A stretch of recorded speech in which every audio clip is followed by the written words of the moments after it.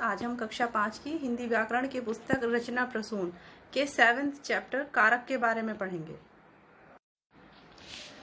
कारक, जैसे कि आप पिछली कक्षाओं में भी कारक के बारे में पढ़ चुके हैं। तो जिन शब्दों से संज्ञा या सर्वनाम का वाक्य के दूसरे शब्दों से संबंध जाना जाता है उन्हें कारक कहते हैं। कारक 8 प्रकार के होते हैं। संस्कृत में इन्हें विभक्ति कहा जाता है। तो 8 प्रकार के कारक होते हैं। फर्स्ट है कर्ता कारक, कर्म कारक, करण कारक, संप्रदान कारक, अपादान कारक, संबंध कारक, अधिकरण कारक और संबोधन कारक। इनके लिए जिन चिन्हों का प्रयोग किया जाता है उन्हें हम विभक्ति चिन्ह कहते हैं। तो कर्ता का कारक चिन्ह या विभक्ति चिन्ह है ने। उसी तरह कर्म का को, करण का कारक चिन्ह है से या के द्वारा, संप्रदान का कारक चिन्ह है के लिए, अपादान का कारक चिन्ह है से अलग होने के अर्थ में, और संबंध का कारक चिन्ह है में पर, संबोधन हे अरे।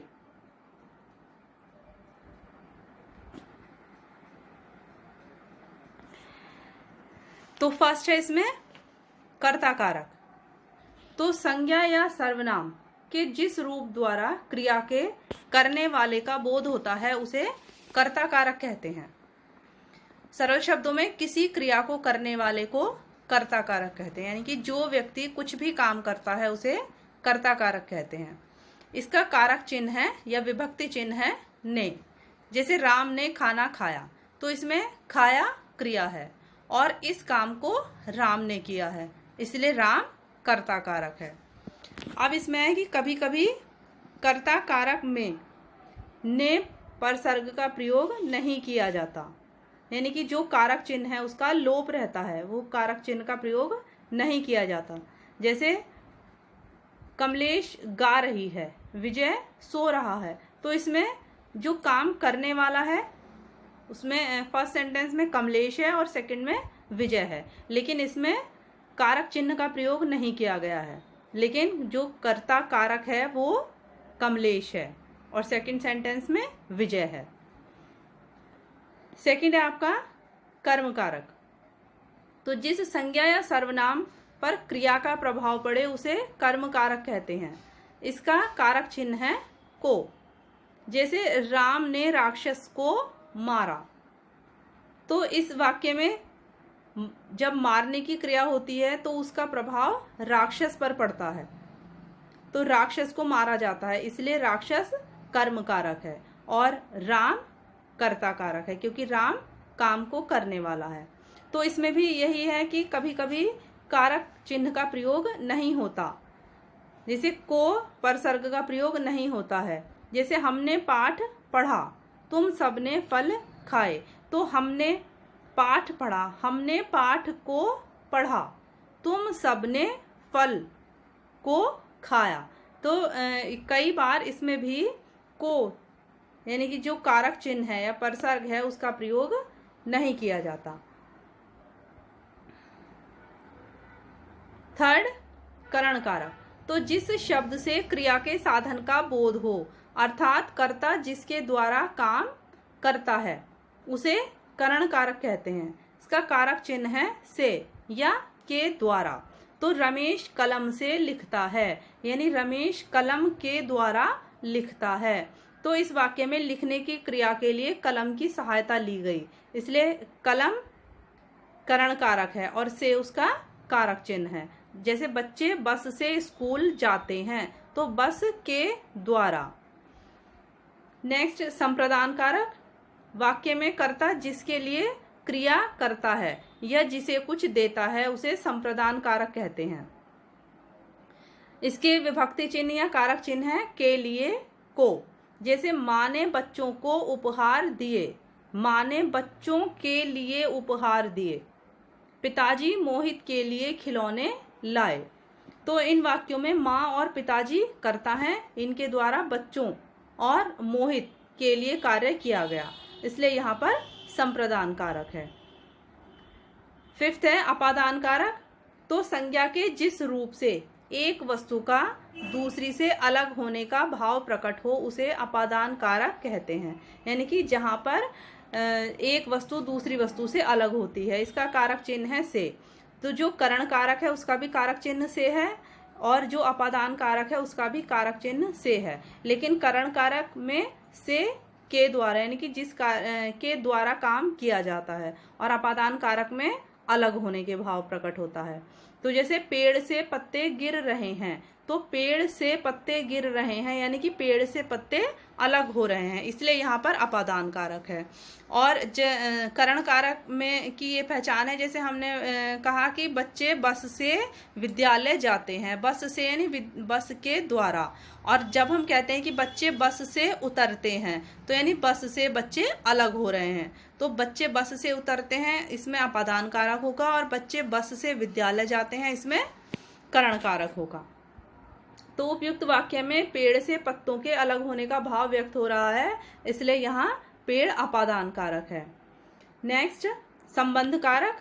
संज्ञा या सर्वनाम के जिस रूप से एक वस्तु या व्यक्ति का दूसरी वस्तु या व्यक्ति से परस्पर संबंध पता चले उसे संबंध कारक कहते हैं।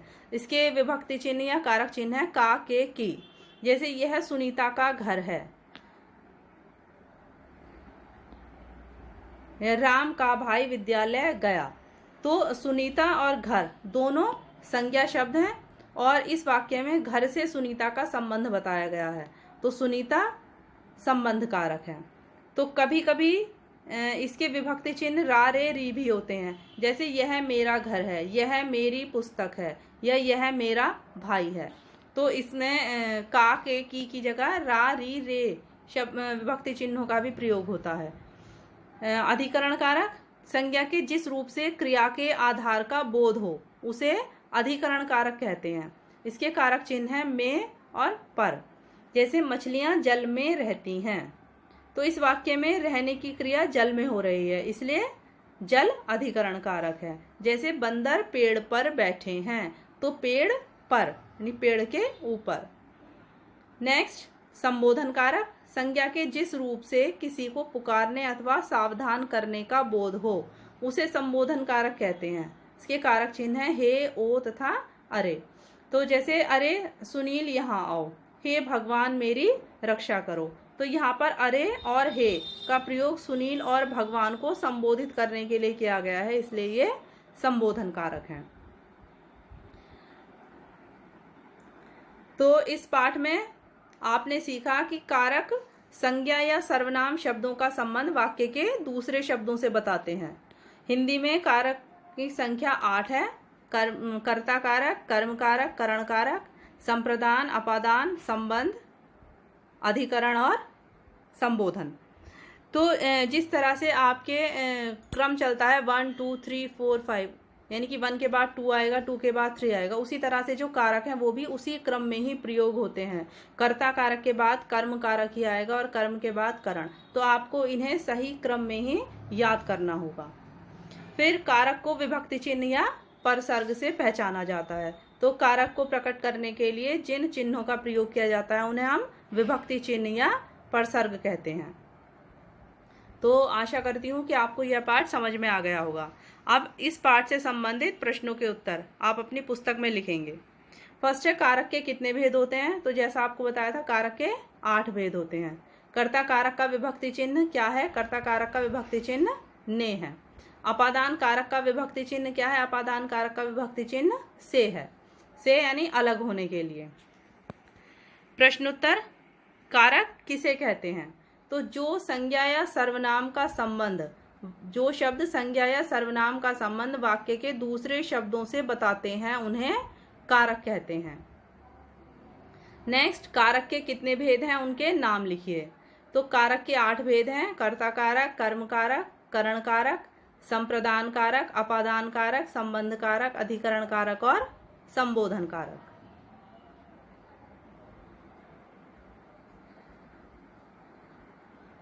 नेक्स्ट, कर्ता और कर्म कारक के 2-2 वाक्य लिखिए। तो कर्ता कारक, राम ने खाना खाया, राम ने रावण को मारा।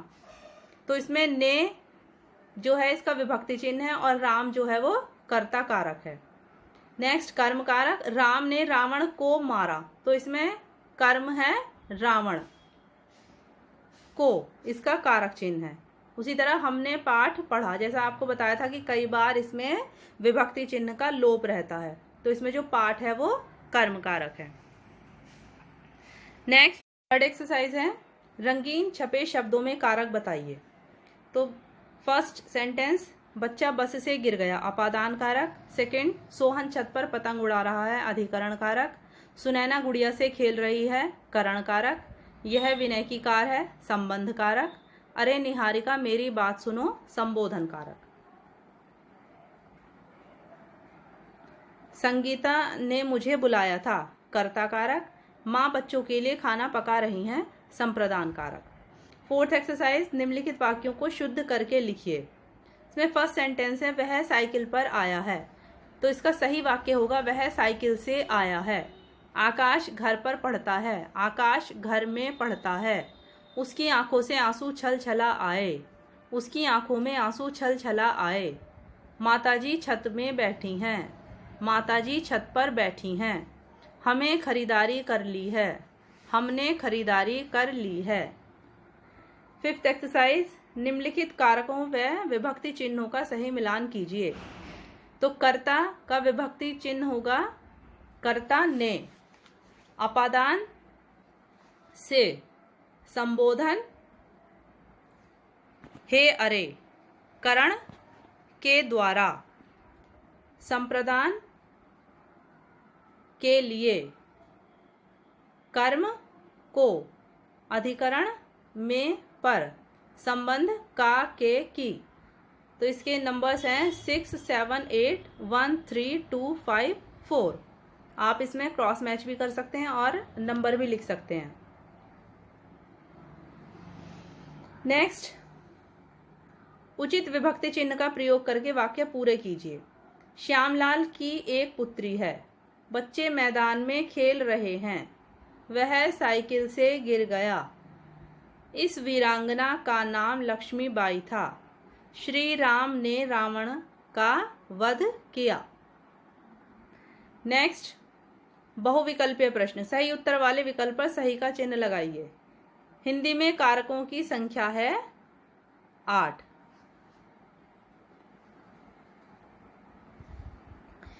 कर्म कारक का विभक्ति चिन्ह है को, में तथा पर परसर्ग हैं अधिकरण कारक के। नेक्स्ट, रचनात्मक गतिविधियां, दिए गए कारक चिन्हों का प्रयोग करते हुए एक एक वाक्य लिखिए। फर्स्ट है में, तो बच्चे मैदान में खेल रहे हैं, के द्वारा बच्चे बस के द्वारा स्कूल जाते हैं। के लिए, माँ बच्चों के लिए खाना पका रही हैं। कि, श्यामलाल की एक पुत्री है। नेक्स्ट, बालक शब्द को विभिन्न कारकों में दोनों वचनों के साथ प्रयोग करके लिखिए। तो इसमें आपको दोनों वचन यानी एक वचन और बहुवचन दोनों के साथ प्रयोग करके लिखना है। जैसे उदाहरण दिया है कर्ता का, तो बालक ने, बालकों ने, बालक ने पाठ पढ़ा, बालकों ने पाठ पढ़ा। उसी तरह कर्म, बालक को, बालकों को। करण, बालक से, बालकों से। संप्रदान, बालक के लिए, बालकों के लिए। अपादान, बालक से, बालकों से। संबंध, बालक का, बालकों का। अधिकरण, बालक में, बालकों में। संबोधन, हे बालक, हे बालकों। तो आशा करती हूँ कि यह पाठ आपको समझ में आ गया होगा। आप इसके प्रश्नोत्तर और एक्सरसाइज अपनी बुक में साफ और स्वच्छ अक्षरों में लिखेंगे। नेक्स्ट वीडियो में आपको नेक्स्ट चैप्टर एक्सप्लेन किया जाएगा। Thank you.